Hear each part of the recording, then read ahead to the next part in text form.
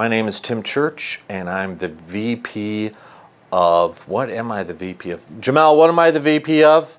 Sales and marketing. Cue the music. You might not know it, but Black Swamp Percussion operates with less people than you can count on your hand. Tim's role at Black Swamp Percussion has been morphing since the day he started at the company. We're a small crew that wear different hats to meet the needs of the day.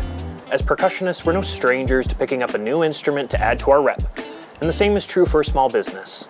Team members will adapt to a role or learn a new skill to add to their professional development tool belt. That willingness to meet the moment, adapt, and refuse to fail is the story of Black Swamp Percussion.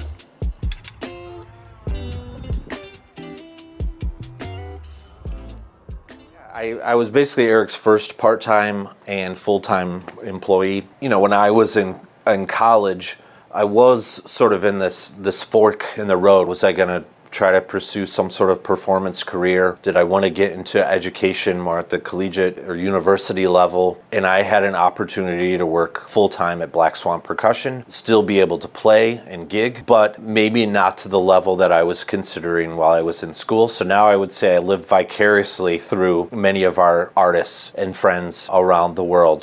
When I started working full-time, I was doing really light production, assembly. I was doing all the shipping, some receiving, and then gradually started to get involved in sales. You know, I do have 2 percussion performance degrees, so that's very helpful in understanding the instruments and then being able to sometimes speak intelligently about them. Because we're a small operation, yeah, we all have to wear different hats. I mean, there was never a clean transition from me doing kind of light production, manufacturing, to more full-time sales and marketing, which I do now. 2025 marks Black Swamp's 30th anniversary. With that kind of mileage under the hood, you really come to understand how important relationships are to the integrity of the business as a whole. Not just relationships with our retail partners, but with our roster of artists, educators, and supporters from around the world. Some of our earliest advocates are still part of the team because of how strong those relationships have become. Our artist endorser roster are individuals and ensembles. There's an expectation to stand behind our entire product line, you know, with some understanding and flexibility. But when Eric first got started, he was working with some top orchestral professionals, musicians, percussionists, and educators. And these were kind of loose affiliations, people he could kind of collaborate with, bounce ideas off of, and could give some valuable feedback. So I started to build relationships. Some people I reached out to initially, and some people reached out to me. And then I started talking to more educators that were interested in building an official relationship. So I developed the BSP Educator Network. So it's a less formal relationship where we can still work together, but it's definitely a less formal partnership. So that's the BSP Educator Network. So obviously it's important to build relationships with like experienced, established performers and educators. I mean, that's how Eric got his start. But I've always kind of thought, you know, who's next? You know, who's the next Rainer Carroll? Who's the next Patsy Dash? Who's the next Alan Abel? You know, so there's these younger percussionists that are insanely talented, super motivated. I think of Josh Jones, Trevor Barrero, Gibe Leclerc, Eduardo Giacchino. And these are people that I met in person. You know, Josh I knew when he was pretty much out of college or still in college. And just even then, just amazing player. So Black Swamp Percussion does try to support the next generation of percussionists and musicians in a couple different ways. We work with ABOP, started by Rainer Carroll. That's the Alliance for Black Orchestral Percussionists. Rainer's been a longtime friend and supporter of ours, so it only makes sense that we would help support his efforts there. Alana Wiesing, co-founder of the Network for Diversity in Concert Percussion, is doing wonderful things, great effort that we want to also help support and get behind. The Solo on Ensemble Showcase is a video performance competition that we collaborated on with Dan Smithiger well over 10 years ago. And that is an opportunity for high school ensembles, high school snare drum soloists, and then college soloists to submit videos for review by Black Swamp artists and educators to get feedback on their playing, you know, on their performance, and not just notes and rhythms, but how they present themselves, their musicality and things like that. And obviously the opportunity to win Black Swamp prizes. It's really exciting to see high school and college students performing at the level that they're performing at.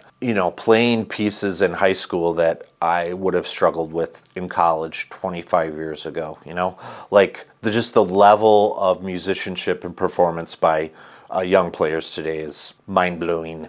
From the time that I figured out how to use YouTube, I was all about trying to get our artists and educators to contribute video lessons, video performances, things that we could not only help support them, but show how our instruments could be used, either playing orchestral excerpts or a solo literature or practice techniques and things like that. So not just buy our instrument, but here's how you can use it and what you can do with it. That's a big focus of our marketing activities, is educational content from our artists, educators, as well as us. So all that can be found on our YouTube channel, our Facebook page, our website, Instagram, all the socials.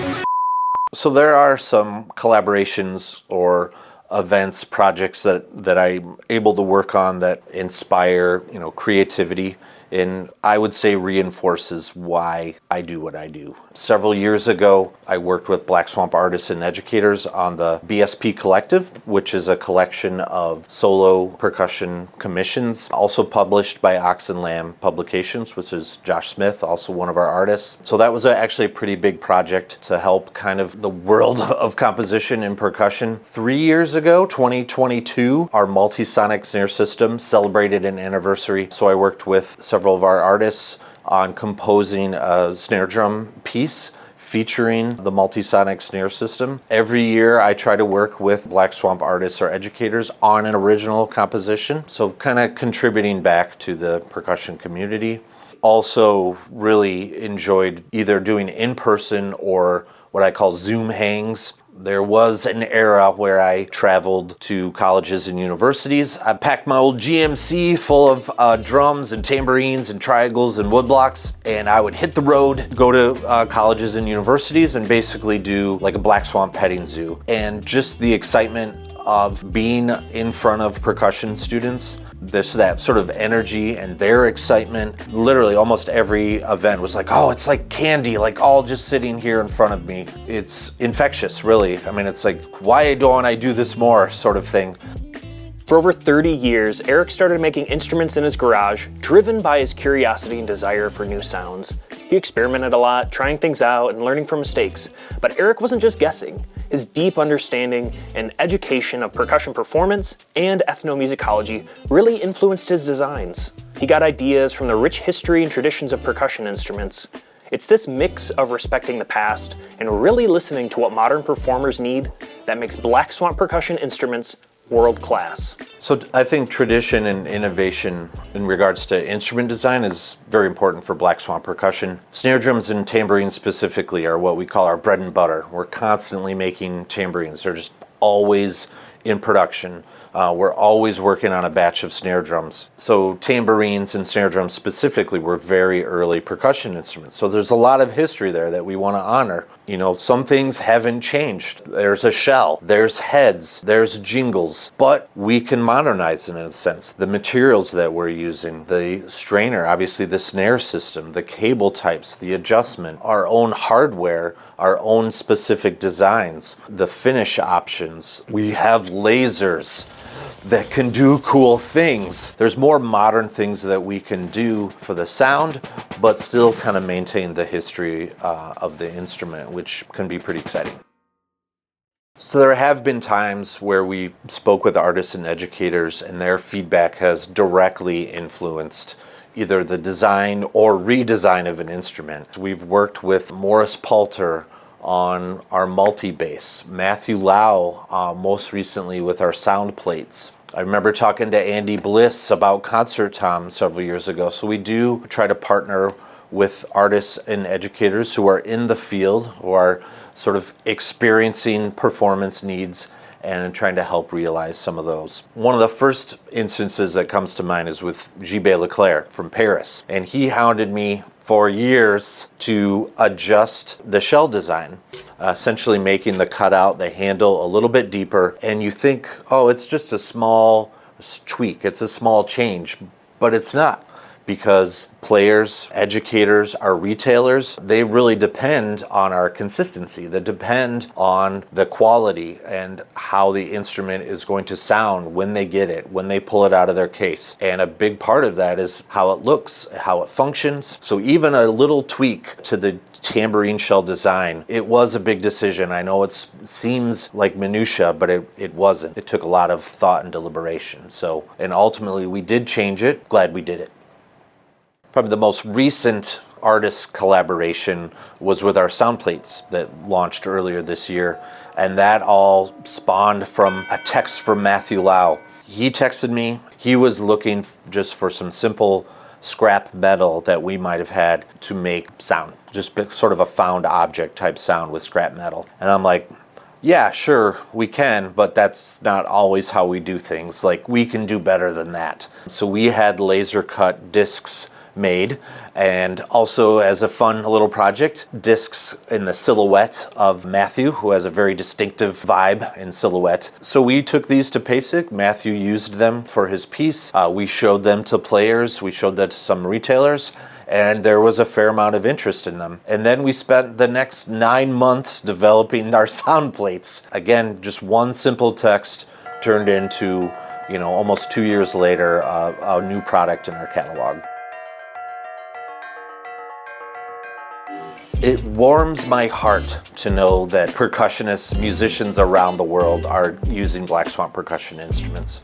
I guess what I've come to understand over the years is that the voice of Black Swamp Percussion is not represented solely by the company. It's really the world-class percussionists that are around the world. Just to think that our little company has had a global impact like that on the music world, the percussion industry, is pretty exciting, and I'm honored to be part of it.